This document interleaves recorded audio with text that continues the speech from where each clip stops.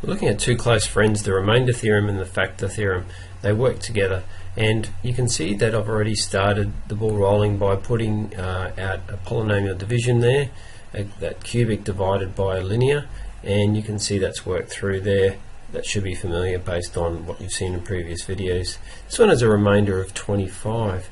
Now I'm going to show you something interesting. This is not a proof as such, but it demonstrates the remainder theorem. Now you'll notice that 25 was the remainder. If I look at this number here, watch what happens. If I put that number 2 in the function p of x, we get 2 cubed plus 3 times 2 squared plus 2 by 2 plus 1, 8, 3 by 4 is 12, 2 by 2 is 4, 1, so 25. Okay, now it's not a coincidence, it's actually a demonstration of the remainder theorem. If we look at the divisor, we've got the form x minus alpha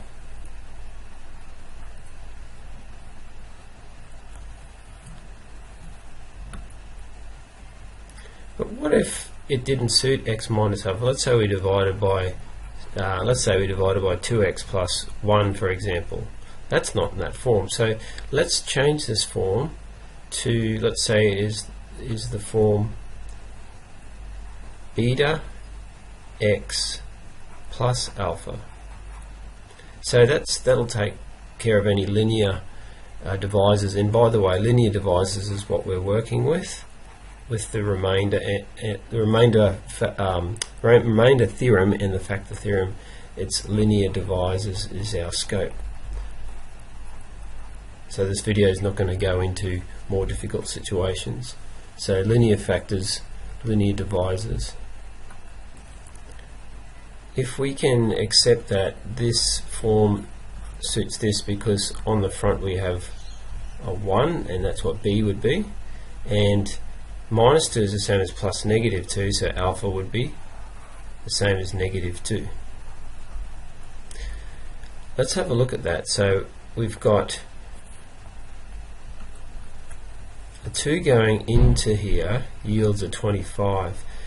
What actually happens is that the remainder theorem occurs when a function is divided by a linear divisor. That's a linear divisor where beta is the coefficient of x and alpha is the constant, and the remainder is the same as subbing that alpha over that beta and timesing it by -1, subbing whatever number that is into the equation, and you'll get the remainder.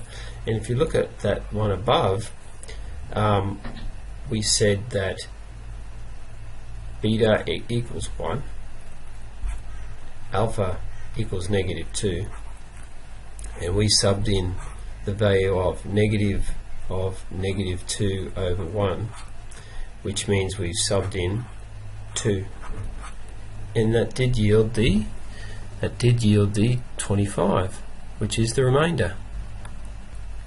The benefits of that is that it means it's not necessary to go through all that polynomial division to find the remainder. If we just want to find the remainder, we can just use remainder theorem, so it's handy.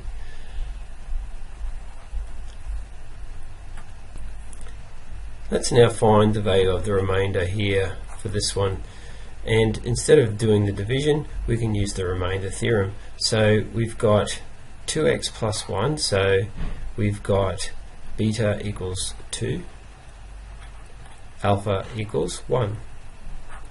So p of -2 over 1, or p of -2, will give us the remainder. So let's sub that into p of x here. So we have negative 2 cubed minus 2 by negative 2, 2 by negative 2, plus 4 and negative 8. 2 by negative 2 is negative 4 minus negative 4 is plus 4.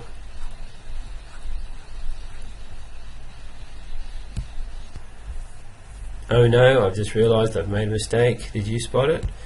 Okay. Think about where I've made the mistake. I've swapped these. These are right, but I subbed them into the rule incorrectly. Silly error. Luckily I've picked it up before the end. So really I need to swap those around and try again. It does make a difference, as we will see.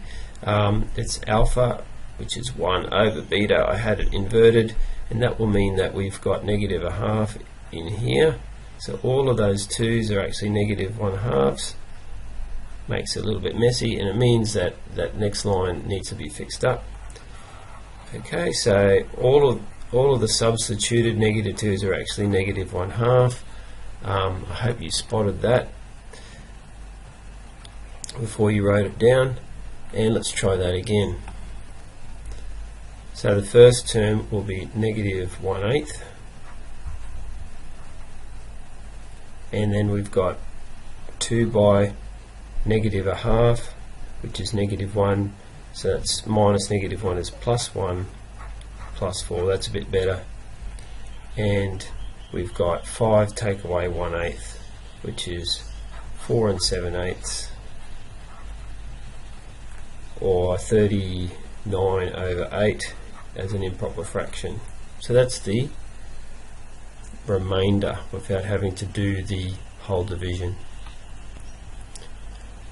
Now when the remainder equals 0,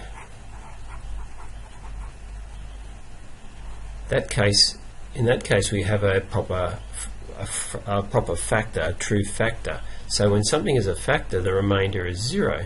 There is no remainder. It fits in something, the divisor fits into the dividend properly, doesn't it? So we have no remainder. And so in order for us to deal with that, we need to look at what's called the factor theorem. And basically, I'd like to look at the more general case down the bottom. In particular, we've got if that beta x plus alpha is a factor of the dividend, then of course the remainder theorem comes out as 0. The value comes out as 0. So if that comes out as 0, then that is a factor. So that is also very useful. Now we have a way of factorizing cubics where that is possible, and that's where we're heading to. That's one of our goals of our course. So firstly, we need to show that x plus 1 is a factor, so the remainder will be 0, so we'll use the factor theorem, and basically that's the dividend, and therefore we should be able to find the linear factors. Okay, so if we do get a quadratic in our answer, we need to factorize that quadratic and then get our linear factors, which means the powers of x in all of the factors is 1. So each factor has a degree of 1. So let's jump in and do that. So we need to find out beta. Now I won't get it upside down this time. Beta equals 1.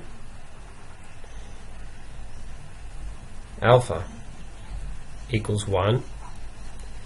And so P of negative alpha over beta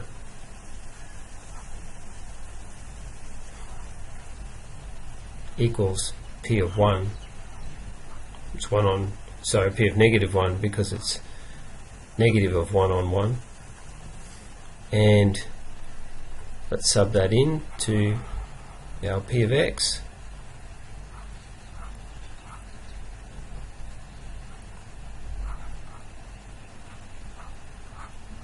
And subbing those in, carefully. Negative 1 cubed is negative 1. Negative 1 squared is positive 1. So that's positive 4, so it's minus 4. Minus 1 plus 6. So we have negative 1, negative 5, negative 6 plus 6 is 0. Yes, indeed, it's a factor. Good. That's what we had to do. And find the other linear factor. So we need to divide now and go through that process of division. So let's try that.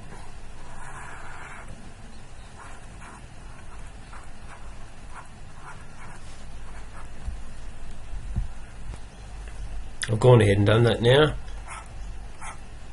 So we have no remainder, which is not a surprise. So we can write that down as x cubed minus 4x squared plus x plus 6 equals, let's linear factors now. So linear factors, we've got x plus 1, which is obvious because that's the divisor. And then we've got the quotient up the top, x squared minus 5x plus 6. Now, question says linear factors, so we're going to have to factorize that, and I suspect it must be able to be factorized, or it'd be a pretty lousy question to set and ask somebody to find the linear factors. So, yep, let's see if we can factorize that quadratic. So it's x plus 1, and we need to find two numbers that times together to be 6 and add together to be negative 5, and we've got negative 2 and negative 3, so they're our linear factors. So x plus 1, x minus 2, x minus 3.